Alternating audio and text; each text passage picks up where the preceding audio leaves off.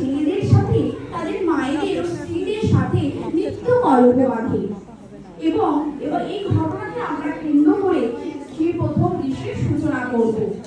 তো বয়স্ক মা তার সন্তানদের নিয়ে খুবই চিন্তিত, তার জেরে নিজের মনে মনে বিড়বিড় করছে।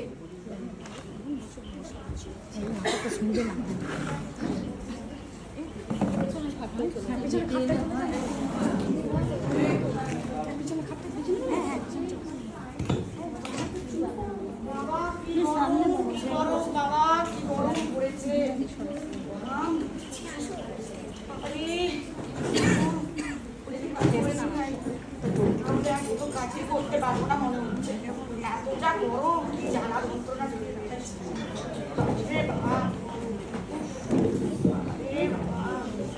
ভালোই লাগছে না কিছু, আর দুধ তেলিটা ভালোই লাগছে না।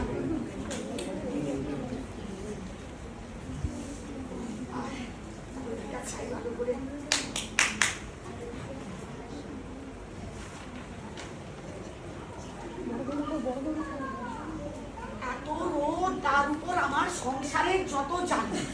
বড় ছেলেটা হয়েছে মদখোর, দিন রাত্রি ছাই পাঁচ গিলে কোথায় যে পড়ে থাকে তার কোনো ঠিকানা নেই।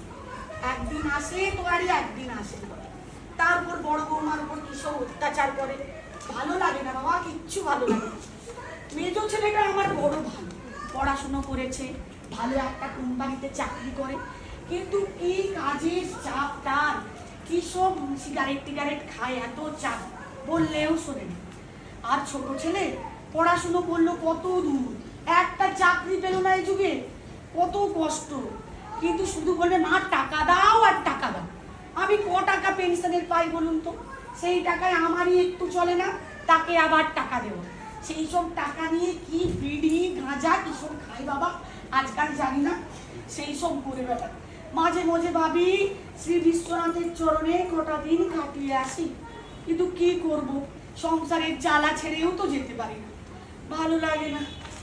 বাবা কত বেলা হলো, কটা বাজে, অনেক বেলা হলো, যাই বাবা বাড়ির কাজগুলো করতে হবে।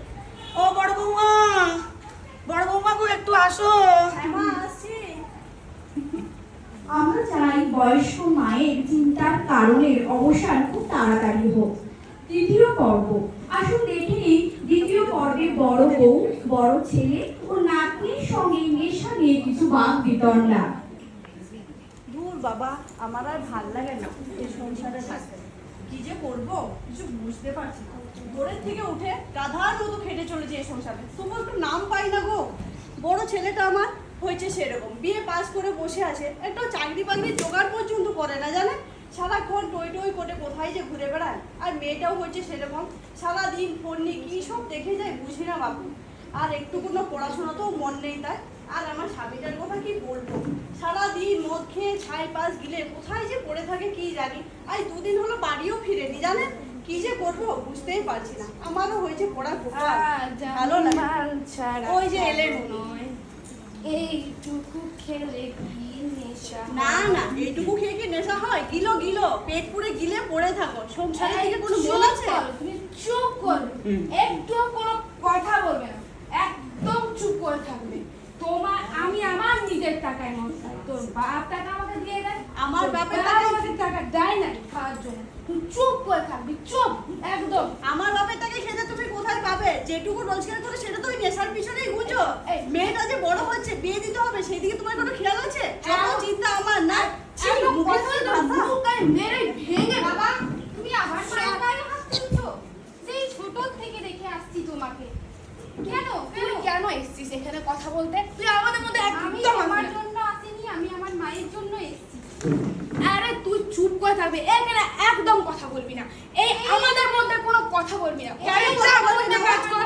কেন কথা বলবে না? তুমি দিন রাত ছাই পাশ গিলে পড়ে থাকবে, আর তুমি ঘরে এসে সকাল করে জোর জুলুম করবে, মারবে। থাকবো না তোমার সংসারে, আমরা চলে যাবো। থাকো তুমি, চল পালিয়ে চল। যা যা চলে যা, আমার সংসার আমি বুঝে নেবো, তোরা যা চলে যা, তো আমার বাড়ি আমি একাই থাকবো। বড় ছেলের এই ভয়ঙ্কর নেশার প্রতি দুর্বলতা এবং তার স্ত্রী সন্তানের প্রতি দুর্ব্যবহার খুব তাড়াতাড়ি আমরা চাই নির্মূল হোক। এবং এরপর তৃতীয় পর্ব, যেখানে সংসারের মেজ ছেলে এবং মেজ বউয়ের একটা দৈনন্দিন কথোপকথন।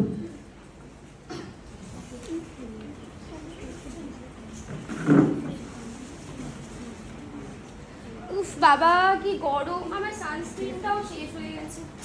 এই শুনছো, আমাকে 5,000 টাকা দেবে গো, একটু মার্কেটিংয়ে যাব। ওই শুনছো, টাকা লাগবে, মার্কেটিংয়ে যাব আমি। হাতে এখন বড়ই টান আর খুব চাপ, একটু বোঝো। তোমার তো সবসময়ই চাপ।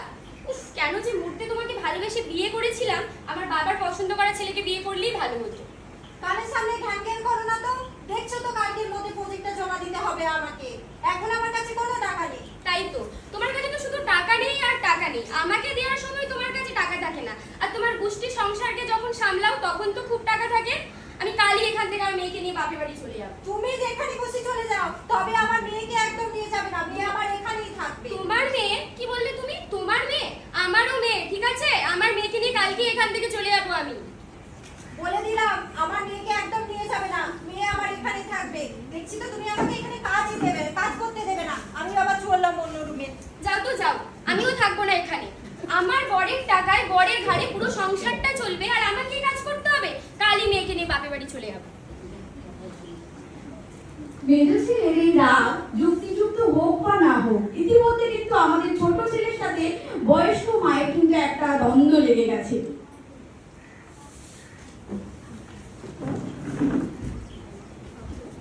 বাবা ঘাম দিয়ে দিল, কত কাজ, দায়িত্ব সব করতে হয় আমাকে। আর একটু খালি খাই দেখি, ভালো লাগছে না। এই একটাই জিনিস আছে জীবনে, একটু শান্তি। আর কিছু কি আর ভালো লাগে জীবনে?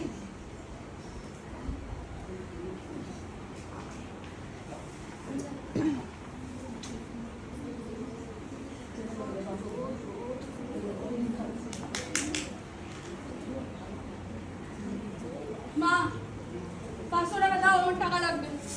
কি দরকার? কি দরকার তোমার জানার দরকার নেই, আমার টাকা লাগবে, আমাকে টাকা দাও। কি দরকার না জানি কি করে টাকা দেবো আমাকে? দরকার জেনে তো লাভ নেই তোমার, তোমাকে টাকা চেয়েছি, তুমি টাকা দেবে। দাও। দরকার না বলে আমি দিতে পারবো না। সত্যি বলছি দিতে পারবো তুমি টাকা দেবে না তো? না। কি করে তোমার থেকে নিতে হয় আমার জানা আছে। দাও, চাবিটা দাও। আরে আরে, ও বড় বৌমা, ও মেজো বৌমা, বাবা, কি হয়েছে? বাবা, আবার আমি ছাড়ো না। ছেড়ে ছাড়ো মাকে, ছাড়ো। আমার তুমি বলো রে, বয়স মায়ের হাত দিছো, বাইরে যে জুয়া খেলবে, মদ গাঁজা খাবে, তোমার লজ্জা করে না? বাইরে এসে জোর জবর করে টাকা দিছো, যাও তো এখান থেকে, যাও। তুমি যা বলবে বলো, আমার যা পাওয়ার আমার পাওয়া হয়ে গেছে। হ্যাঁ তাই তো, তুমি তো যা পাও তাই পাও। লজ্জা করে না? দাদার টাকায় বসে বসে খাও। কি ডাকাত ছেলে রে বাবা, একে তো পুলিশে দিতে হবে। একটা কথা বলছি মা, কিছু মনে করবেন না। আপনার প্রশ্নই না ছেলেগুলো এরকম তৈরি হয়েছে। মেজো থাম না। হ্যাঁ হ্যাঁ মেজো বৌমা, তুমি তো ওইভাবে বলবে না। ঠিকই বলেছি মা। এমন অবস্থায় নিকটবর্তী স্বাস্থ্যকেন্দ্র থেকে স্বাস্থ্যকর্মী আহত। বাড়িতে কেউ আছেন নাকি? দিদি, বাড়িতে কেউ আছেন নাকি? দেখ তো মেজো কে আসলো তো। হ্যাঁ ওই বুড়ি বিরক্তিকর সারাদিন। কে আপনি? কি চাই? নমস্কার দিদি। হ্যাঁ। আমি ওই আপনাদের এই এলাকার পাশে যে এসএসকেএম হসপিটাল আছে, হ্যাঁ। ওখানকার ওই মানসিক বিভাগে স্বাস্থ্য। আচ্ছা। তা আমরা এই এলাকার মানুষজনদের একটু ওই মানসিক স্বাস্থ্য একটু সার্ভে করতে এখানে এসেছি। তা আমি আচ্ছা। একটু ভিতরে গিয়ে একটু কথা বলতে পারি দিদি? আসুন। আসুন, এই আসুন। চলে। নমস্কার দিদি, বসুন দিদি। এই চলে এসেছে জ্ঞান দিতে।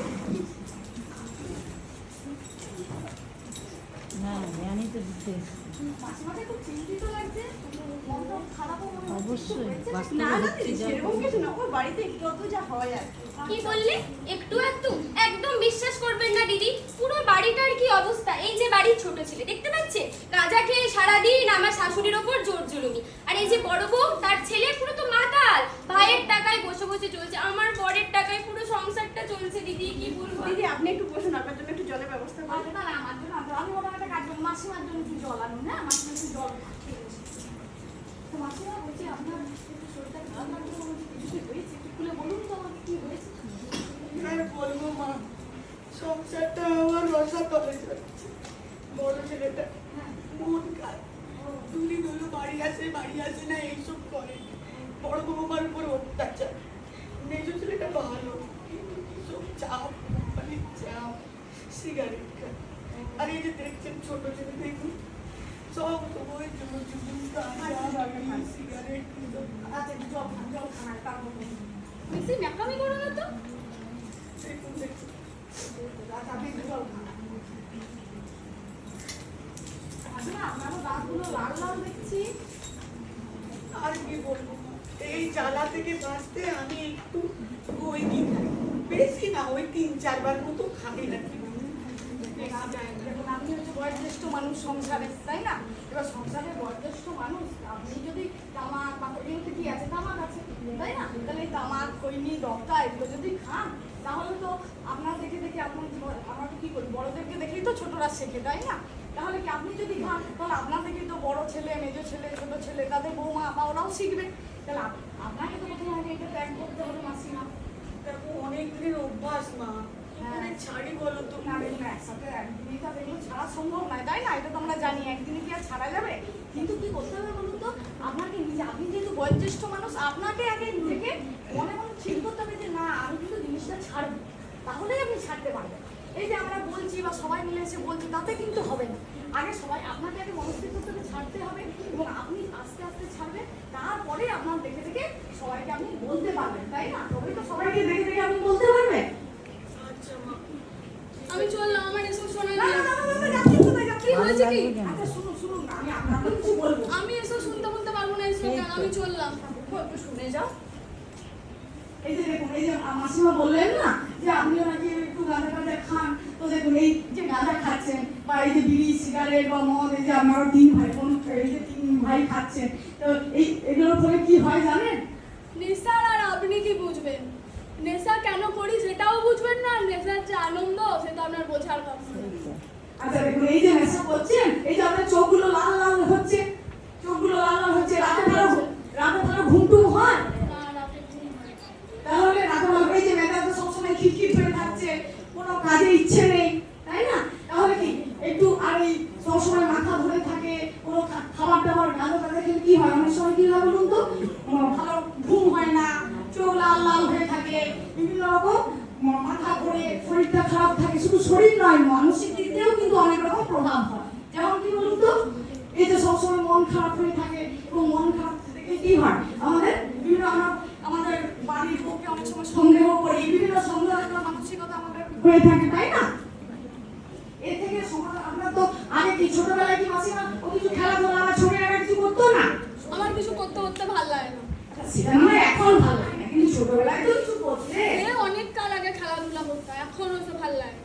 ছোটবেলায় খেলতো জানো মা, আচ্ছা। ভালো ফুটবল খেলতো, পাড়ায় সবাই চিনতো ওকে, শরীর চর্চা করতো, কত ভালো ছেলে ছিল আমার।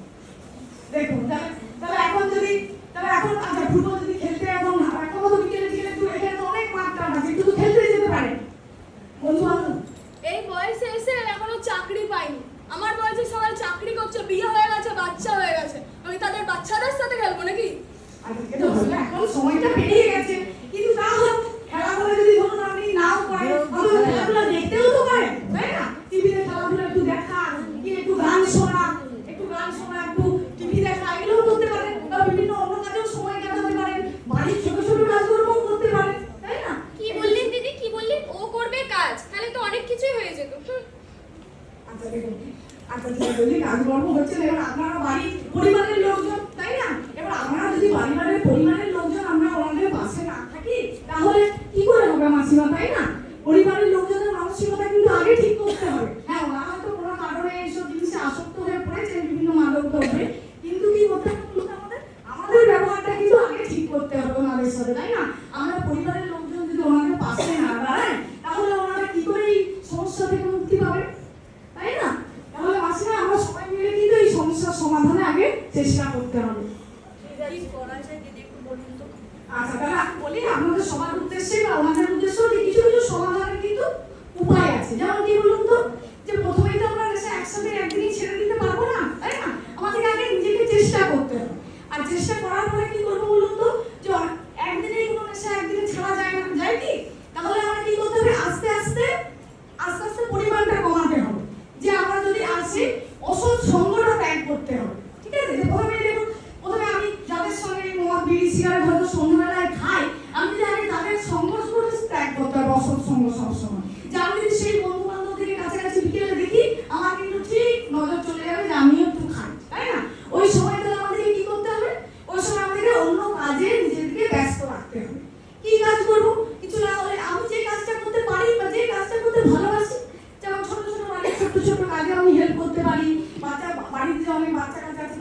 পড়তেও বসাতে পারি, তাই না? একটু ছবি দেখা, একটু গান, একটু টিভি দেখা, একটু গান শোনা, এগুলো করতে পারি। তাহলে কি? আর শুধু তাই নয়, আর পুষ্টিকর খাবার দাবারও কিন্তু তার সঙ্গে আমাদের খেতে হবে। আর অনেক সময় কি হচ্ছে না, আমরা এই সমস্যাগুলো ঘরে সমাধান করতে পারি না, তাই না? অনেক সময় এই যে ঘরে দিন রাত্রি সংসারে অশান্তি ঝামেলা লেগেই থাকছে, তাহলে এর থেকে আমাদের উপায় বুঝতে হবে, তাই না? তাহলে এর উপায়ের জন্য কি করতে হবে? আমাদের দেখুন এই এলাকার পাশেই, আমাদের তো এই এলাকার পাশে এসএসকেএম হসপিটাল আছে।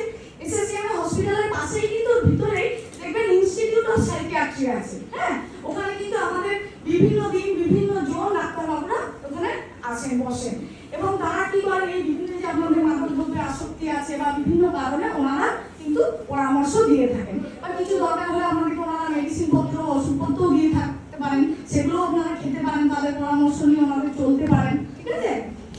তাহলে আর এখানে আমি এনেছি কিছু, আমার কাছে কিছু লিস্ট আছে যেখানে কোন দিন কোন ডাক্তারবাবু আসে। মাসিমা ওটা আমি আপনাকে একটা দিয়ে যাচ্ছি, কেমন? দাও মা দাও, দেখি কবে কি ডাক্তারবাবু এখানে কিন্তু সব মাসিমা, এখানে সব লেখা আছে কোন দিন কোন ডাক্তারবাবু বসেন। হ্যাঁ, আমার বড় বৌমাই নিয়ে যায়। আচ্ছা আচ্ছা, আমি যাই পিজিতে মাঝে মাঝে, মাকে প্রেশার হ্যাঁ, আপনাদের পাশেই একদম। মায়ের প্রেশার আছে, মাঝে মাঝে আমি চেক আপ করতে নিয়ে যাই। বাহ বাহ, ঠিক আর আছে। ওই পিজির ভিতরেই দেখবেন ইনস্টিটিউট অফ সাইকিয়াট্রি, যা কোন দিন কোন ডাক্তারবাবু বসেন এখানে নামও লেখা আছে, ঠিক আছে? তাহলে আমাদের অসুবিধাও হবে না।